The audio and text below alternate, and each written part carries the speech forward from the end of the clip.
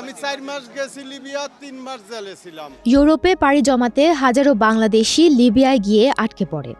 নির্যাতনের শিকার হয়ে ইউরোপের স্বপ্ন ভেঙে দেশে ফেরাটাই তখন হয়ে যায় একমাত্র উদ্দেশ্য। লিবিয়া থেকে আজ বৃহস্পতিবার সকালে দেশে ফিরেছে আরও 161 বাংলাদেশি। এছাড়াও আগামী ২৬ মার্চ দেশটি থেকে আরও ১৬০ জনের মতো বাংলাদেশির দেশে ফেরার কথা রয়েছে। বুধবার রাতে ত্রিপোলির বাংলাদেশ দূতাবাস এ তথ্য জানিয়েছে।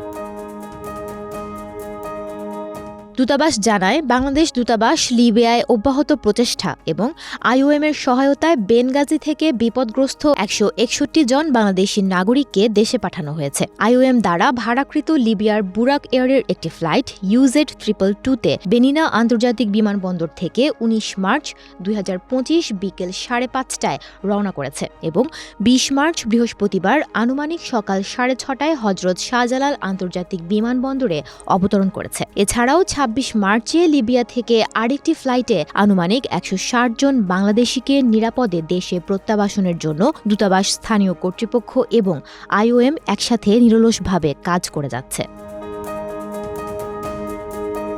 জানা যায়, প্রত্যাবাসিত অভিবাসীরা বিপদাপন্ন অবস্থা থেকে নিজ ইচ্ছায় দেশে আসার জন্য আবেদন করায় তাদেরকে প্রথমে আইওএম দ্বারা নিবন্ধনের ব্যবস্থা করা হয়। পরবর্তীতে দূতাবাসের সহযোগিতায় স্থানীয় কর্তৃপক্ষের অনুমতি নিয়ে অভিবাসীদের দেশে প্রেরণ করা সম্ভব হয়েছে। এছাড়াও ২৬ মার্চ ২০২৫ তারিখে লিবিয়া থেকে আরও একটি ফ্লাইটে আনুমানিক ১৬০ জন বাংলাদেশি দেশে ফেরার কথা রয়েছে। এর জন্য দূতাবাস, স্থানীয় কর্তৃপক্ষ এবং আইওএম একসাথে নিরলসভাবে কাজ করে যাচ্ছে।